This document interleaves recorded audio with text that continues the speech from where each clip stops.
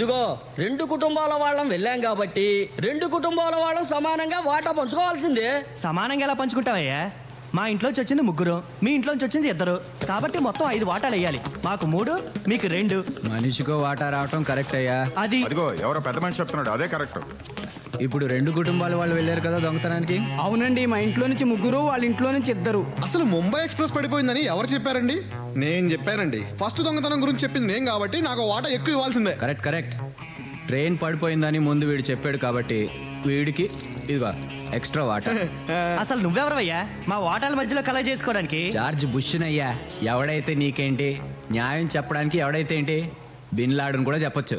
బాబు ఇది నీ వాటా, అయ్యా ఇది నీ వాటా, ఇది నీ వాటా. అదేంటండి అంతా ఒకే చోట పెడుతున్నారు?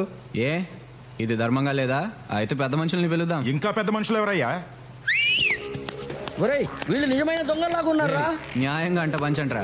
మనం కష్టపడ్డ సొమ్ముతో ఏరా ఈ టైంలో దొంగలు కాకపోతే దొరలతారా మీ ఇంటికి అన్నట్టు ఇల్లు ఎవడదురా? నాదేనండి. వాస్తు చండాలంగా ఉంది. నైరుతి వైపు ఎంట్రన్స్ ఉండకూడదు, ఉంటే ఇలాగే తగలాడుతుంది. ముందు ఆ ద్వారం మార్చు. సరే రాజ్యం, రాజ్యం మొన్న ట్రైన్ యాక్సిడెంట్లో వజ్రాలు పోయాయని చెప్పే కదా, ఆ వజ్రాలు వెళ్ళి ఎంత అనుకున్నావు? 500 crores ఓన్లీ. 500 కోట్లు. 500 కోట్ల 500 కోట్లే. పిచ్చిగాని పట్టిందా? ఇంజనీరింగ్ ఇంట్రెస్ట్ అనే కదరా డొనేషన్. డాడీ నువ్వు ఎప్పుడైనా ట్వింకిల్ ట్వింకిల్ స్టార్స్ ని చూసావా? రోజు చూస్తుంటాం కదమ్మా. నువ్వు ఎప్పుడైనా పట్టుకున్నావా? కష్టం అమ్మా, అవి మనం పట్టుకోలేనంత దూరంగా ఉంటాయి. కాదు డాడీ, అక్కడ ఉన్నాయి. అవి బాత్రూంలో ఉండవు, స్కైలో ఉంటాయమ్మా. అక్కడే ఉన్నాయి డాడీ. రా చూపిస్తారా, వెళ్దాం పదా. నీ ట్వింకిల్ స్టార్స్ బాత్రూంలో ఉండవమ్మా, అక్కడ ఉంటాయి. ట్వింకిల్ ట్వింకిల్ లిటిల్ స్టార్సా? అమ్మో, ఇక్కడ ఉండవమ్మా. ప్లీజ్ సర్దుకోలేక చేస్తున్నాను. ఏంటండి అదే ఆట ఆడమంటే ఆట ఆడతారా? డాడీ అక్కడే ఉన్నాయి. డాడీ అక్కడే ఉన్నాయి. ఏయ్, ఏంటి? ఊరుకోమ్మా, ఊరుకో. నాన్న కదా ఏడవద్దా నాన్న? అమ్మలో ఏంటి చిన్నపిల్ల ఏదో అమాయకంగా అడిగితే కొట్టేయడమేనా? నీకు ఈ మధ్య కోపం బాగా ఎక్కువ అవుతుంది. ఊరుకోమ్మా, అమ్మతో కట్టిఫ్ అయిపోదాం. మన రూమ్కి వెళ్దామే. వామ్మో, ఇది పిల్ల కాదు పిశాచం. ఒక్క క్షణం ఆలస్యం అయి ఉంటే ఆ వజ్రాలతో పాటు నేను దొరికిపోయేదాన్ని.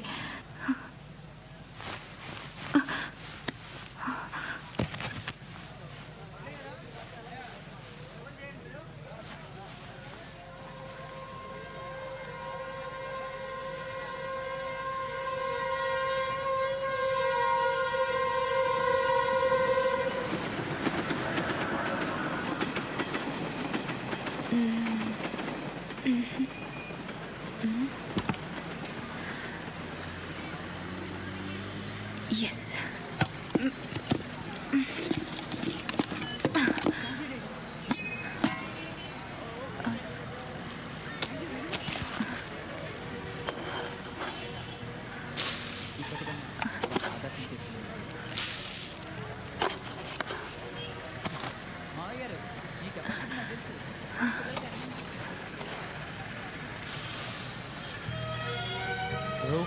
రూపాయి నువ్వేం చేస్తావు అని అడిగితే హరిశ్చంద్రుడి చేత అబద్ధం ఆడిస్తాను, భార్యాభర్తల మధ్యన చిచ్చు పెడతాను, చాలా కరెక్ట్ గా చెప్పావయ్యా. డబ్బు నిజంగా చెడ్డదే. పెంచుతాను, ఆఖరికి ప్రాణ. అది పేదవాళ్ళ కారు, చాలా చిన్నది. మనం పెద్దది కొనుక్కుందాం. పెద్దదంటే అలా వైలార్య మమ్మీ. చిచి, అది కాదమ్మా. నేను, నువ్వు, డాడీ కూర్చోవాలి, ఇంకెవ్వరూ ఉండకూడదు. అలా అయితే ఆటో కొనుక్కుందాం మమ్మీ. అయ్యో, ఆటో ఏంటమ్మా? అయినా నీకు ఇప్పుడేమీ అర్థం కాదులే. అన్నీ ఉన్నా నేను నీకేమీ కొనలేకపోతున్నాను. ఏమీ అనుకోద్దు. పర్వాలేదమ్మా, నువ్వు డాడీ చచ్చిపోయిన తర్వాత అన్నీ నావే కదా. చచ్చిపోవడం ఏంటే? మీరు పెద్దసరికి అమ్మమ్మ తాతయ్య చచ్చిపోయారు కదా, అలాగే మీరు కూడా ముసలోడైపోయి చచ్చిపోతారు కదా. పుట్టిన వారు మరణించక తప్పదు. మరణించిన వారు ఆస్తి పాస్తులు వారి పిల్లలకు వదిలేసి పోక తప్పదు. సిరి సంపదలు శాశ్వతంగానే, మనుషులు కాదు. అట్టి మనుషుల కొరకు ధీరులు దుఃఖించరు.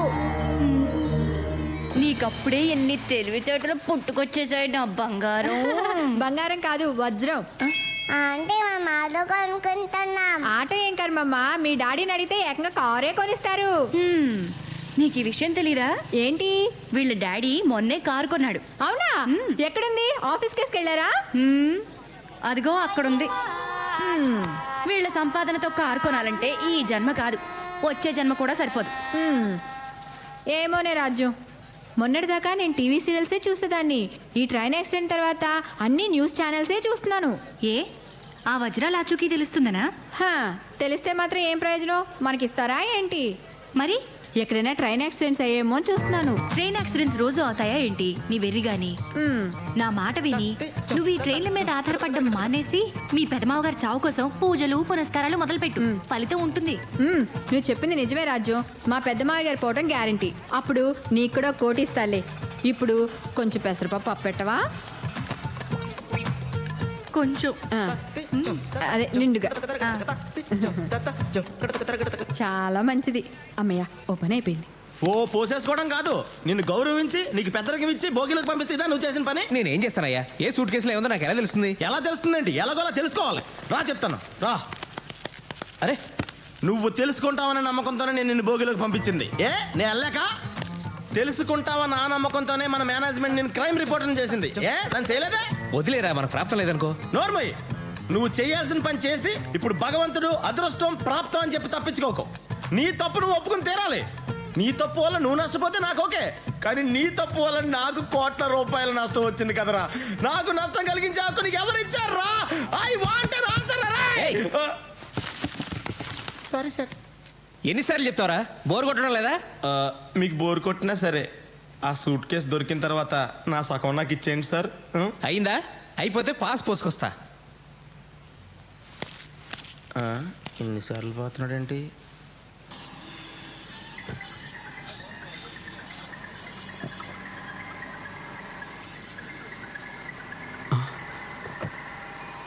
కొత్త బేరం వచ్చినట్టుంది. మీరేనండి మా సార్. నమస్తే madam, what can I do for you? పెద్ద కార్లు ఏమున్నాయి? పెద్ద కార్లు అంటే సైజుని బట్టా రేట్ని బట్టా? అది ఎక్కువ రేట్లో చెప్పు. దీని కార్లు కంపెనీ పేర్లు కూడా తెలియదు అనుకుంటా. మీకు Nagarjuna car, Shahrukh Khan car, Abhishek Bachchan car, వీటిలో ఏది కావాలి? మీ షాప్లో వేరే వాళ్ళ కార్లు తప్ప కొత్త కార్లు లేవా? అన్నీ కొత్త కార్లేనండి. నాగార్జున కార్ అంటే బెంజ్, షారుఖ్ ఖాన్ కార్ అంటే శాంట్రో, అభిషేక్ బచ్చన్ కార్ అంటే ఫోర్డ్ ఫియస్టా.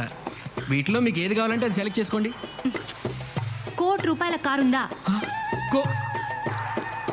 ₹1,00,00,000 కారా? మీరు అడ్వాన్స్ ఇచ్చి అడ్రస్ ఇస్తే వెంటనే మీ ఇంటికి పంపించేస్తాను మేడం. వెంటనే అంటే 24 అవర్స్లో వస్తుందా? మీరు అడ్వాన్స్ ఇవ్వాలి కానీ 24 సెకండ్స్లో వచ్చేస్తుంది. ఇవ్వాలే గాని ఏంటి, నాకు నచ్చాలే గాని అను.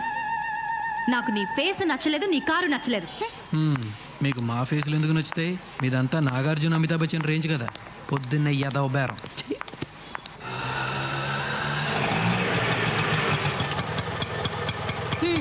అరే చిల్లర లేదా? ఉంచుకో.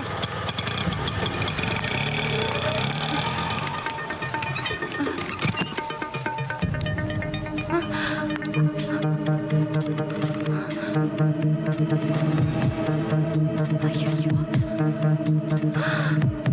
Tape recorder.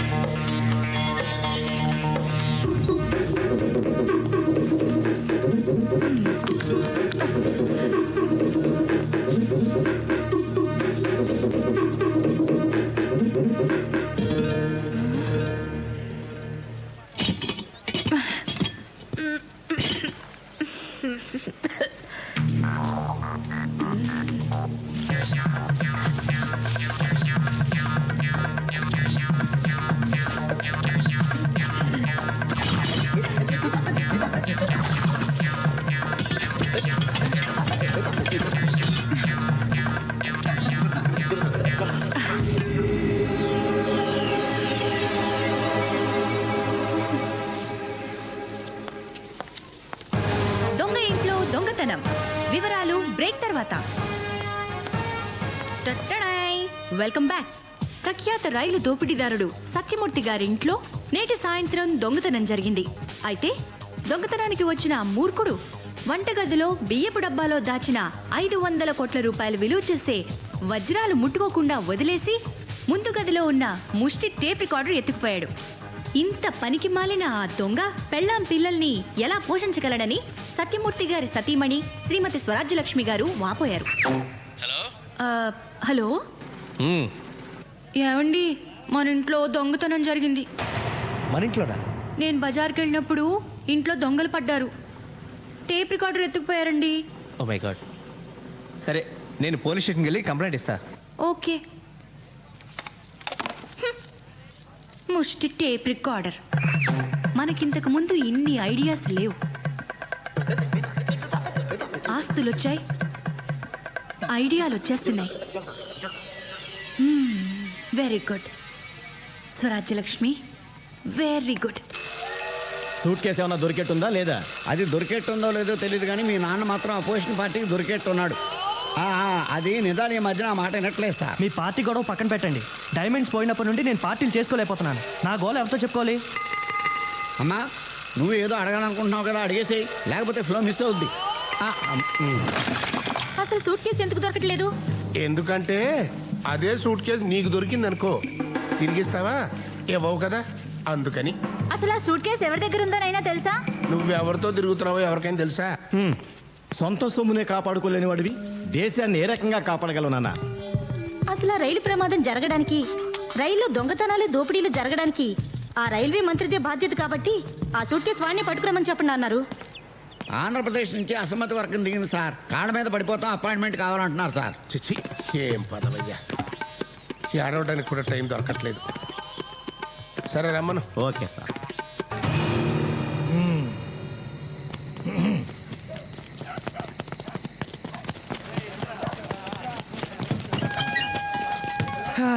ఈ కాలనీకి ఫుల్ కౌంట్ పడిపోయినట్టే. ఇదిగోండి, మొత్తం పంచుకోండి. దొరికిందా? దొరికింది. ద్రౌపది, పంచుకుందామా? నేను అడిగింది సూట్ కేస్, డైమండ్స్ ఉన్న రెడ్ సూట్ కేస్ గురించి. అదా, ప్రస్తుతానికి మిడిల్ డ్రాప్. దొరకలేదా? అయితే చెప్పు. నేను కళావర్ కింగ్ దేవుడి మీద ప్రమాణం చేసి చెప్పుతున్నాను, అంతా నిజమే చెప్తాను. ఇప్పుడు షో చేయాలన్నమాట. అంతా నిజమే చెప్తున్నాను. నన్ను దేవుణ్ణి చేసి దెబ్బేయాలని చూస్తున్నావా? ఆ దేవుడే నాకు దెబ్బేశాడు.